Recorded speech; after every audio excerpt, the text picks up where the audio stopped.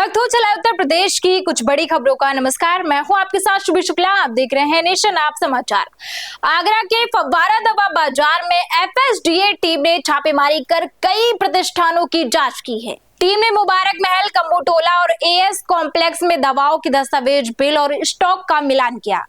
जांच के दौरान राजस्थान में प्रतिबंधित दवा सप्लाई और कथित नकली दवा नेटवर्क से जुड़े मामलों को खंगाला जा रहा है।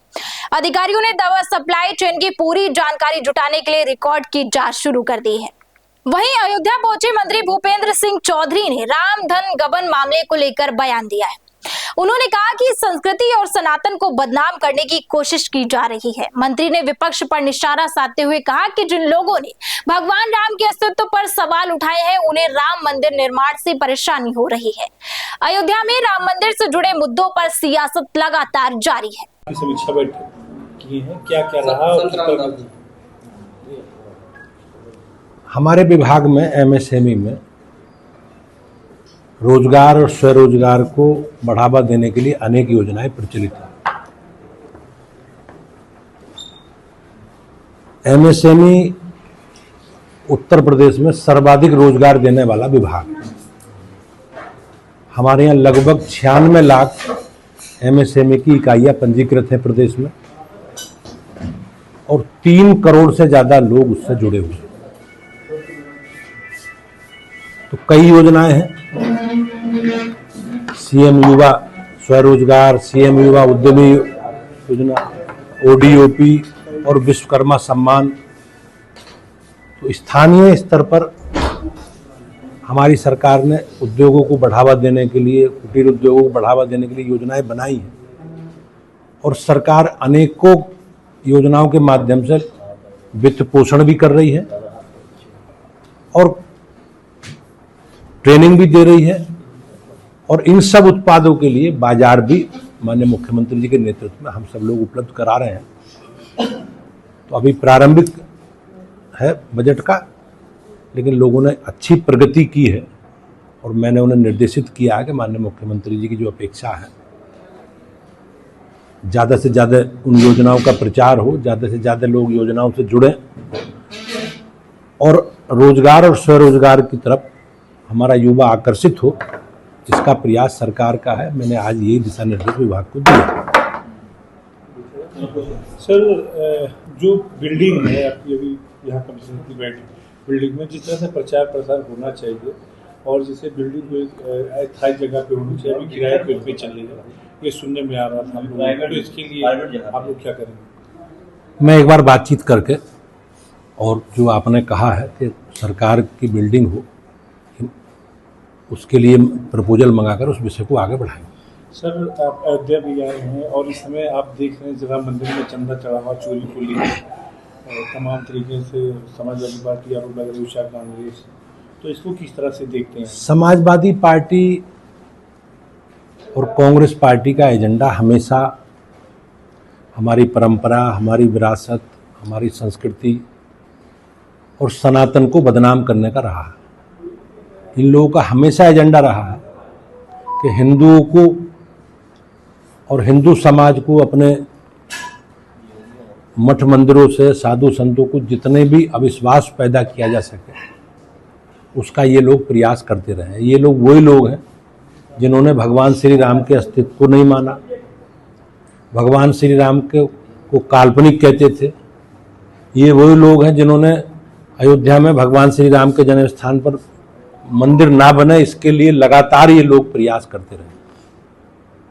इनके पेट में दर्द है, इन्हें कष्ट इसी बात का है कि इनके ना चाहने के बाद अयोध्या में माननीय उच्चतम न्यायालय के आदेश पर, माननीय प्रधानमंत्री जी के प्रयास से इतना भव्य मंदिर बना है।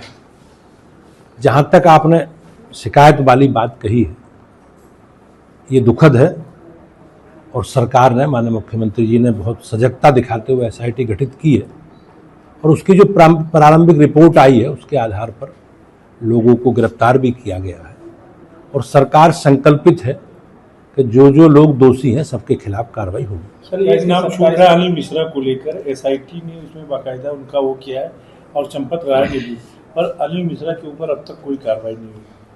नहीं, अब मैंने कहा अभी कार्रवाई चल रही है और सरकार एजेंसी जांच कर रही है और निश्चित रूप से जो भी दोषी हैं जो उस परिधि में आएंगे सबके खिलाफ। विपक्ष मांग कर रहा है कि जो राम मंदिर से चंदा चोरी की उनकी संपत्तियां कुर्क की जाए, बुलडोजर को राम मंदिर में फिर से। मैंने जैसे कहा कार्रवाई होगी, लेकिन विपक्ष कभी भी बाबरी मस्जिद के लिए चंदा हुआ उसके चंदे का हिसाब विपक्ष ने नहीं मांगा कभी।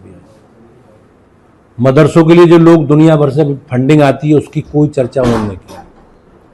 तो ये केवल हमारी सनातन परंपरा को और हमारी विरासत को और हमारे जो आस्था के प्रतीक के रूप में मठ मंदिर हैं उनको समाज में उनके प्रति कैसा अविश्वास खड़ा हो, ये इनका एजेंडा है। हमारे प्रदेश की देश की जनता सजग है, अयोध्या के लोग सजग हैं और सब लोग जानते हैं योगी जी के और मोदी जी के प्रति सबका विश्वास है कि कोई गलत काम करने वाला बचेगा नहीं। क्या इसका फर्क जो चढ़ाव 27 में चुनाव में असर में पड़ सकता है?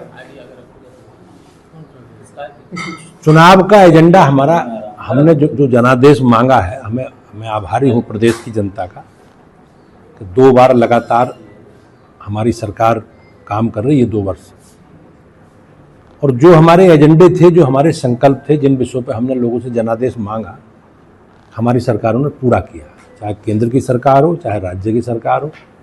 आज बिजली, पानी, सड़क, शिक्षा, स्वास्थ्य, सुरक्षा, इन सारे विषयों पर बेहतर काम किया और हम अपने कार्यक्रम और अभियानों के माध्यम से लगातार अपनी सरकार के कामकाज का रिपोर्ट कार्ड, लेखा जोखा जनता के बीच में रखते रहे। विपक्ष के पेट में यही दर्द होता है कि उनके पास बताने को कुछ नहीं है। वो केवल नेगेटिव एजेंडा चलाकर और हमारे सनातन धर्म को बदनाम करके अपना एजेंडा सेट करना चाहते हैं, लेकिन जनता सजग है और मैं विश्वास के साथ कह सकता हूं कि हम अपने पूरा रिपोर्ट कार्ड लेकर 2000। आगरा के अहमदपुर क्षेत्र में कपड़ा फैक्ट्री में एक दर्दनाक हादसा हो गया। बेसमेंट से पानी निकालने के दौरान करंट फैल गया, जिसकी चपेट में आने से मजदूर ठेकेदार की मौत हो गई। अस्पताल में डॉक्टरों ने उसे मृत घोषित कर दिया। घटना के बाद परिजनों ने फैक्ट्री गेट पर शव रखकर हंगामा किया और प्रबंधन पर लापरवाही के आरोप लगाए। पुलिस मौके पर पहुंचकर मामले की जांच कर रही है। मैं यहाँ पे ठेकेदार की पोस्ट करता हूँ। कौन सी कंपनी है ये कमल हौजरी है। क्या काम होता है इसमें? हौजरी लोवर वगैरह, बरमूडे वगैरह। क्या हुआ था आज यहाँ? घटना क्या हुई है? घटना ये थी कि सुबह 6 बजे करीब बुलाया था, आया था भाई मेरा, तो जो वो भी मतलब यूनिट इंचार्ज था, फैक्ट्री संभालता है वो भी, तो वो आया था तो काम चल रहा था, कोई दिक्कत नहीं, लड़के भी सारे आगे, जैसे काम चालू होता है पानी भर गया हमारे अंदर बेसमेंट में, तो उस पानी को निकाल रही थी। फैक्ट्री बेसमेंट में चलती है? नहीं, बेसमेंट में पानी भर गया था, उसको निकालने के लिए वर्कर लगा रखे थे। बेसमेंट में मशीनें लगी हुई है? क्या मशीन, वो मशीनें उठवा के ऊपर रखवाई और वो सारी जो है नीचे पानी निकालने के चक्कर में मोटर निकाली। जैसे ही मोटर वो निकाली है तो सब लड़कों को करंट मारा है, जिसमें बहुत लगे थे। आओ बेटा, जो करंट मारा था उसको जैसे करंट मारा उसको उठा के ऊपर लाया। ऊपर उठाने के बाद सीधा उसको जो है वहाँ लेके गए गोयल हॉस्पिटल। गोयल हॉस्पिटल से उन्होंने मना कर दी, उन्होंने इमरजेंसी भेज दिया। फिर हम इमरजेंसी ले गए। इमरजेंसी से सीधा मेरा मन नहीं माना तो मैंने कि एक बार रेनबो उसको ले जाता, तो रेनबो ले गए, फिर वहाँ से सीधा जो है लेके आया। फैक्ट्री मालिक साथ में थे उस समय जब घटना हुई? नहीं, मालिक साथ यहाँ कंपनी में थे? अंदर थे वो? कंपनी में थे। अंदर साथ में गए थे वो? नहीं। अब कहाँ हैं वो लोग? अभी आज गए हमारी सामने बात है। आप यहाँ बॉडी लेकर आए हैं, क्या मांग है आपकी, क्या चाहते हैं? हम ये चाहते हैं कि भाई कुछ उसका छोटा सा बच्चा 1 साल का, इतना मुआवजा तो मिले, कम से कम उसका जीवन खर्च सके। कितने सालों से काम कर रहे हैं? कम से कम हो गए मेरे को 17-18 साल हो गए। वहीं अमेठी के मुसाफिर खाना कोतवाली क्षेत्र में रेलवे ट्रैक पर एक युवक का शव मिलने से हड़कंप मच गया। सूचना मिलने पर पहुंची पुलिस ने शव को कब्जे में लेकर जांच शुरू कर दी है। प्रारंभिक जानकारी के अनुसार युवक की मौत ट्रेन की चपेट में आने से हुई है। पुलिस ने शव की पहचान और घटना के कारणों की जांच के लिए कार्यवाही शुरू कर दी है। मामला सुल्तानपुर उतरेटिया रेल मार्ग का बताया जा रहा है। तो ये थी उत्तर प्रदेश की कुछ बड़ी खबरें, और ऐसी ही खबरों के लिए हमारे साथ जुड़े रहिए और देखते रहिए नेशन आप समाचार।